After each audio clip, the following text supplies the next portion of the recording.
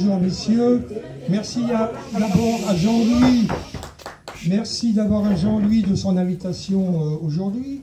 Merci à Patrice pour donner du temps de parole, environ 30 minutes, à Morissette des Gilets jaunes de Nancy et Rémi de Renversement. Je serai rapide et précis après ces deux beaux plaidoyers que nous avons eus avant midi. Alors moi je me parais un petit peu plus ridicule, mais enfin je serai plus rapide.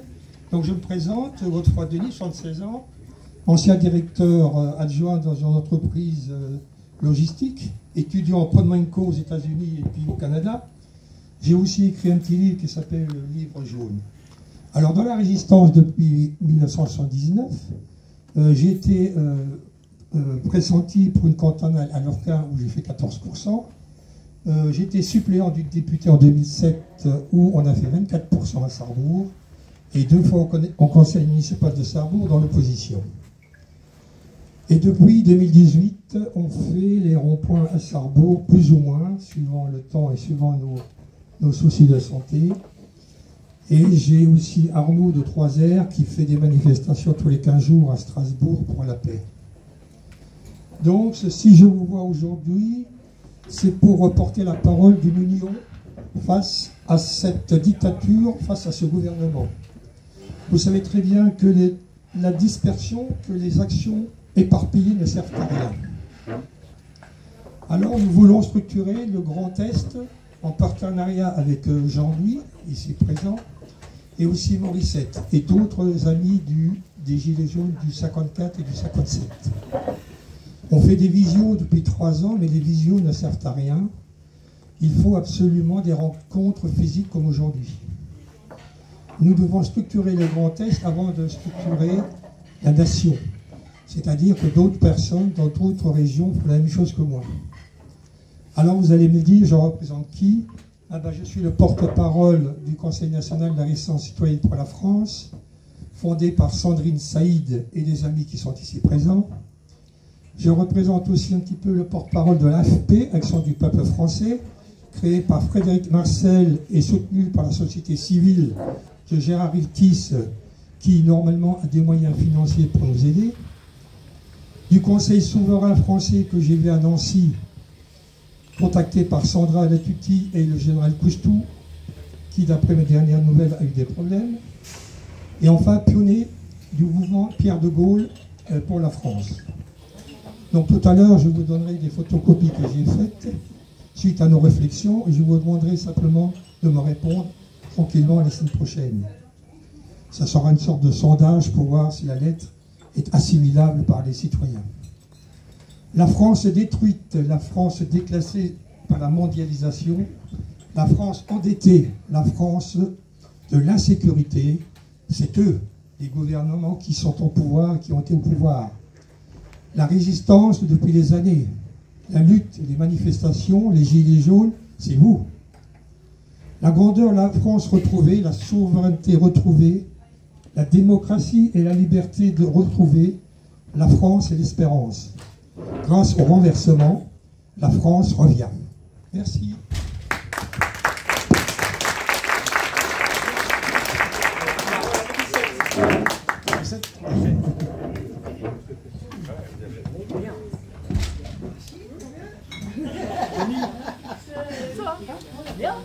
Oh, il y a de l'air là. 2 minutes. Oh, il fait chaud, je suis bon. Je mets assise comme à l'école. Bon, si ça va pas, vous ne mettez pas de bon point. Bonjour à tous. On est très contents d'être venus aujourd'hui, c'est sûr. Donc nous sommes venus à plusieurs, à 6 personnes, mais ce n'est pas tout le groupe des Gilets jaunes. Hein. Nous sommes représentés par 6 personnes. Donc il y a Andréina, Sylvie, il y a Cathy, Jean-Marie et Jocelyne. Donc nous sommes Gilets jaunes depuis 2018, vous le savez, avec tout ce que nous avons vécu. Mais, moi je répète, depuis le début, moi ça fait, je suis Gilet jaune depuis 50 ans. Voilà. Ce gouvernement ras-le-bol, vous le savez tous. Nous nous sommes descendus, quand les personnes sont descendues, c'était soi-disant pour la taxe carbone. Mais pas que. La taxe carbone a été le déclencheur. Ils n'avaient pas pris conscience, les Gilets jaunes qui descendaient dans la rue, parce qu'ils se rendaient compte que finalement, ils allaient travailler, c'était des travailleurs qui venaient, hein, puisqu'on allait en manif le samedi parce que les gens travaillaient, Ça, les Français avaient du mal à le comprendre. Et quand nous sommes descendus, on a commencé à parler entre nous. Et où j'étais vraiment très contente, je me rendais compte que finalement, d'être sorti comme ça, les Français ont pris conscience que finalement, ils vivaient dans un monde qui n'avait ni de démocratie, on n'avait pas le droit à la parole, c'était travail, consomme et ferme ta gueule, c'était que ça. Ah, c'était à un moment donné, stop, hein. Nous sommes des citoyens honnêtes, nous avons toujours respecté la loi, donc que ce gouvernement nous respecte. Et que les forces de l'ordre nous respectent. Moi, je vous dis sincèrement, moi, la police, avant, j'en avais peur, je la respectais. J'ai fait des convois humanitaires à l'étranger dans des pays en guerre, jamais j'ai eu peur comme j'ai eu peur en manif. En manif, je me suis dit, c'est impossible. Il y avait un journaliste qui a découvert aussi, que je connaissais donc en Bosnie, il m'a dit, il a été blessé à la joue, il m'a dit, j'ai jamais vu ça, en France.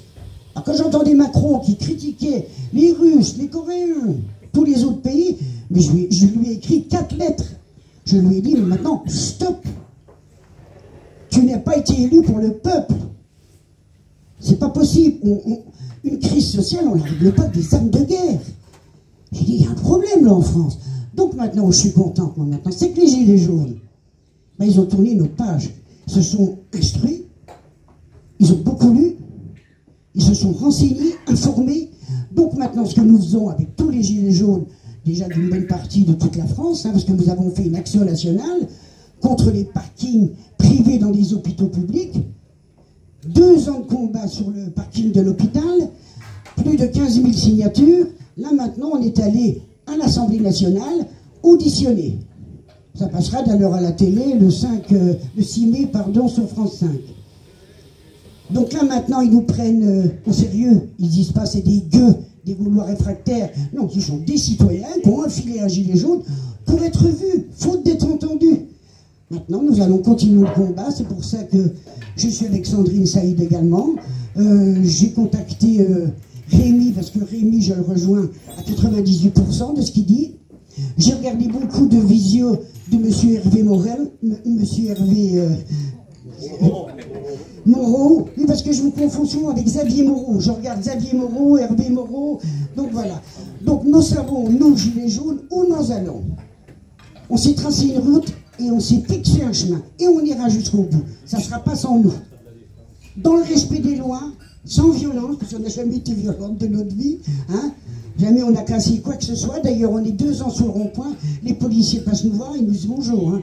Ils nous demandent un tract, ils nous disent bonjour. Et nous les respectons, comme eux doivent nous respecter. Voilà. Donc maintenant, merci à tous, c'était bien, mais j'aurais préféré chanter une chanson.